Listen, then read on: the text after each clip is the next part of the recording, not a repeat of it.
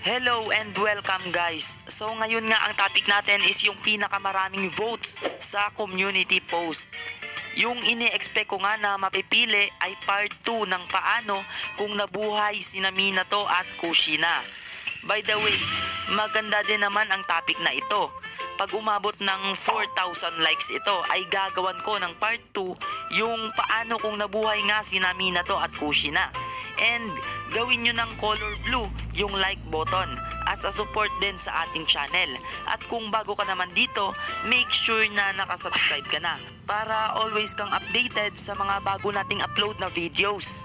And intro muna tayo mga boy.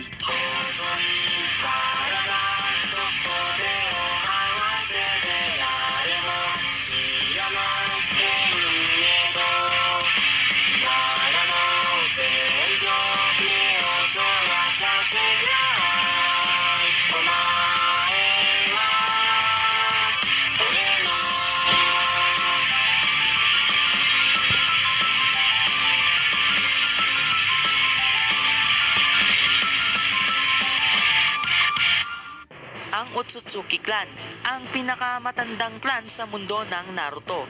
Naglalakbay sila through dimensions at pumupunta sa iba't ibang planeta para magtanim ng buto or seed ng Ten Tails.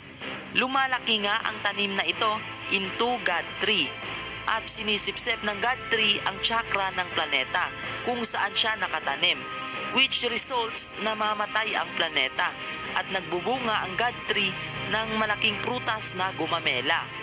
Joke lang, nagbubunga ang God Tree ng chakra fruit at ito yung kinokonsume ng isang Otsutsuki para sila ay mag-evolve, magkaroon ng malakas na kapangyarihan at mas humaba pa yung buhay nila.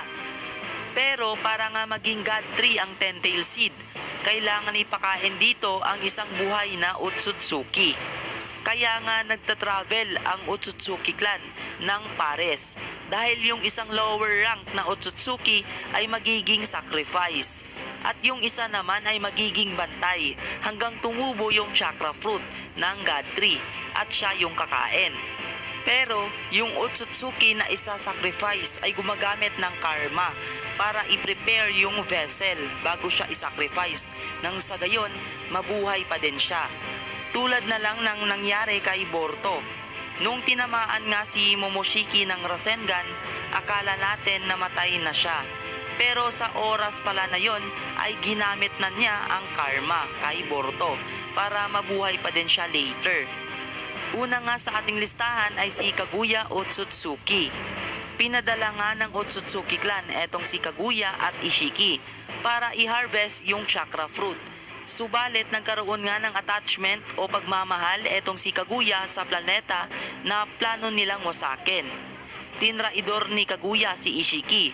Malapit na nga mamatay si Ishiki sa ginawa niya dito. Samantala, kinain naman ni Kaguya ang chakra fruit at ginamit yung Infinite Tsukuyomi para pahintuin yung digmaan na nangyari sa mundo. Yung pananaw nga ng mga tao sa kanya that time ay mabuting Diyos. Subalit ginawa niyang White Zetsu Army yung mga naging biktima niya ng Infinite Tsukuyomi. Preparation daw sakali mang dumating pa yung ibang Otsutsuki Clan members para kunin sa kanya ang chakra niya. Ito yung dahilan kung bakit naging demonyo yung naging pananaw sa kanya ng mga tao. At diniklara ding traidor si Kaguya sa Otsutsuki Clan. Sa mga nagdaang taon nga nanganak si Kaguya ng kambal. Ito si Hagoromo at Hamura. Pinanganak ang dalawang ito ng may chakra. And afterwards nga, nabulag itong si Kaguya ng desire niya na angkinin o iposes lahat ng chakra. Naging sakim siya sa kapangyarihan. In fact, nagplano nga itong si Kaguya na i-absorb yung chakra ng dalawa niyang anak. Nag-combine itong si Kaguya Otsutsuki sa God Tree at yung final form nila is yung Ten Tails. Subalit natalo nga siya ng dalawa niyang anak gamit ang Six Paths Chibako Tensei kung saan naging resulta ng paglikha ng buwan. Ang Ten Tails chakra ay nasil kay Hagoromo at yung chakra na ito ay alam nyo na, Nine-Tailed Beast. Pero another content naman yan guys. And anyway, ang demonic statue naman ay nakulong sa Chibaku Tensei na naging buwan. Si Hamura naman ay nagdesisyong pumunta sa buwan para bantayan ang demonic statue na nakulong dito. So kung nagtataka kayo guys, bakit napunta ang demonic statue sa Earth kung nakakulong naman ito sa buwan? Ang sagot ay dahil na-awaken ni Madara ang Rinnegan, tsaka niya na-break ang seal at nasamon ang demonic statue sa Earth. Alam ko, pamilyar kayo sa animal path ng Rinnegan. Ito yung kapangyarihan ng Rinnegan na magsamo ng iba't ibang animals. Hindi lang animals, kundi marami pang itong gamit. Abang lang dahil i-review din natin ang 6 Paths of Pain. Anyway, so far nga nagkaroon ng anak si Hagoromo. Ito ay sina Indra at Ashura. Both din silang member ng Otsutsuki clan. Pero hindi talaga sila pure Otsutsuki. Half-breed lang sila. Parang same sa Dragon Balls na anak ni Goku na si Gohan at Goten.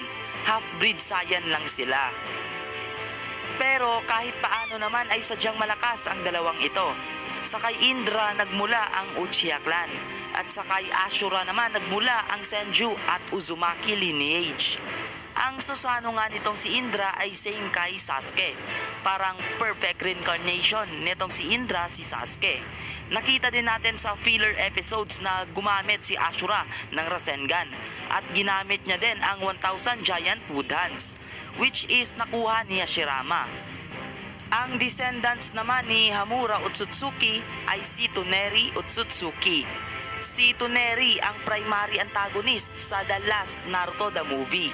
Yung napansin ko lang hindi gaano kalakasan ang mga half-breed na Otsutsuki dahil nakaya tapatan ni Naruto etong si Toneri sa one-on-one battle kahit meron pa ngang Tensegan etong si Toneri.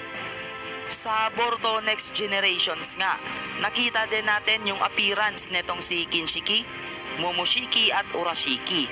Unahin muna natin si Kinshiki. Si Kinshiki ay yung pares ni Momoshiki. Taglay din ni Kinshiki ang Byakugan.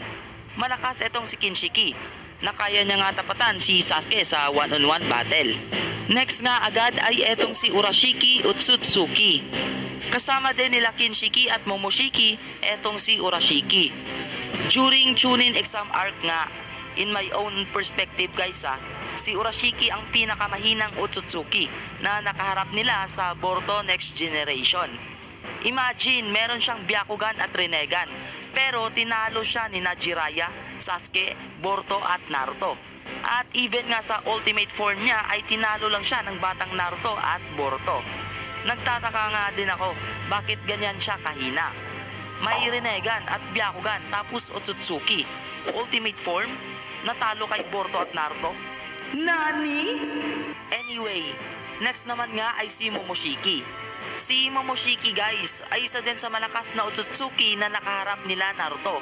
Pero in my own point of view ay kaya siya labanan ni Sasuke o Naruto sa isang one-on-one battle kung nasa normal form lang. After niya nga kainin si Kinshiki ay mas lumakas siya at nilabanan niya pa nga si Naruto at Sasuke ng sabay. Pero natalo pa din siya. Natalo na nga sana siya kung hindi lang nakialam si Katasuke. Bobols. Anyway, ang panghuli nga ay si Ishiki. Ito ang pinakamalakas na Otsutsuki na nakaharap nila Naruto at Sasuke sa Boruto manga. Sa sobrang lakas niya nga ay napilitan si Naruto at Kurama na gawin ang Baryon mode. At expected na mas magiging sobrang lakas niya nga kung makakakain pa siya ng chakra fruit. And so far guys, hanggang dyan lang muna ang ating review. Di ko muna i-review lahat ng data ng bawat isa sa kanila tulad ng gaano kalakas si Ishiki. Dahil di ko pa alam kung hanggang saan yung kakayahan niya.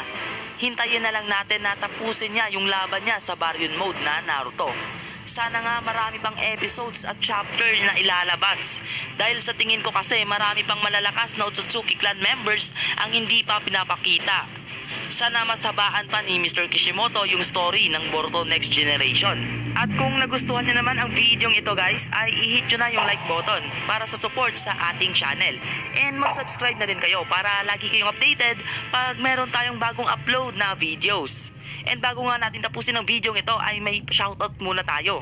And shoutout nga pala kay Lester Kensan Beneventura, Lisa Pisito, John Tristan Marcelana, Alucard Minecraft, Mir Ferrer, Ace Flores Maximo Jr., MC Gamer YT, Elizar Gaming and Vlogs, Andre Ivan Lacerna, DBZ Master, Cyrus Zamora, JC Pilayo, Yasuo Among Guys, Kurt Ballesteros, Totong Fuentes, Aldrich Kurt Perez, Kim Cartagena, Alan Paul, Gian Paulo Valdez, Josh Tahonera, Rasher Spiderman, Jake Author, Melford Duquero, Clyde Clemente, Pro X Bogi, Alan Cabales, Legend of TV, Jared Bulataw, NMN, and Brent Agisindo. Maraming salamat sa suporta nyo guys. Keep safe and God bless sa inyo. Abang na sa mga next videos natin. I love you all and I'm out.